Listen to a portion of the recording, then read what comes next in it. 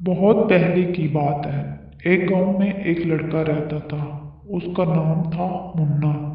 उसके माँ बाप एक हादसे में गुजर गए थे और वो उस गांव को छोड़कर दूसरे गांव आया। उस गांव में सब्जी मंडी के पास आया।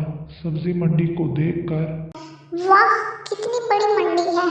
मैं चाहता हूँ यहाँ कारोबार करके मैं तरक्की करूँ, पर क्या काम करूँ, कहाँ से शुरू करूँ। लागत के लिए मेरे पास सिर्फ 10 रुपए हैं, लेकिन मैं इन 10 रुपए से ही काम शुरू करूँगा। आगे अल्लाह मालिक है। उसके बाद वो सब्जी मंडी की दुकानों को एक एक करके देखने लगा। एक दुकान पर आकर बोला, चाचा, नींबू कितने कैसे देते हो? एक लीमू 1.5 रुपये। अगर 10 रुपये के लोगे तो 10 दूंगा।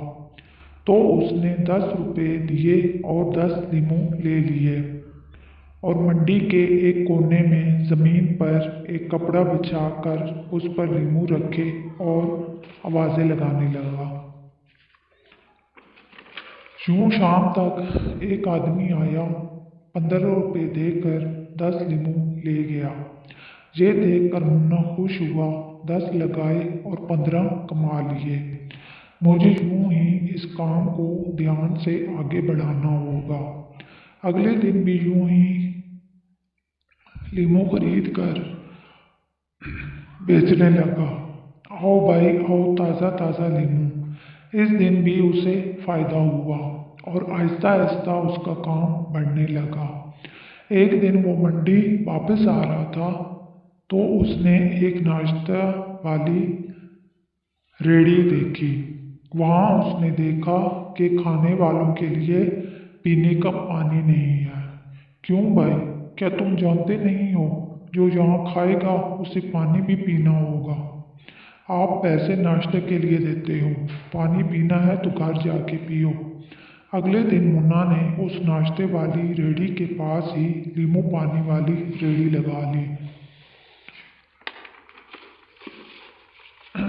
नींबू पानी पियो और प्यास बुझाओ। फिर जो नाश्ता करता और वो मुन्ना के पास आकर पानी पीता। ऐसे उसके पास काफ़ी लोग आने लगे और उसने 1 महीने में ही काफ़ी पैसे कमाए।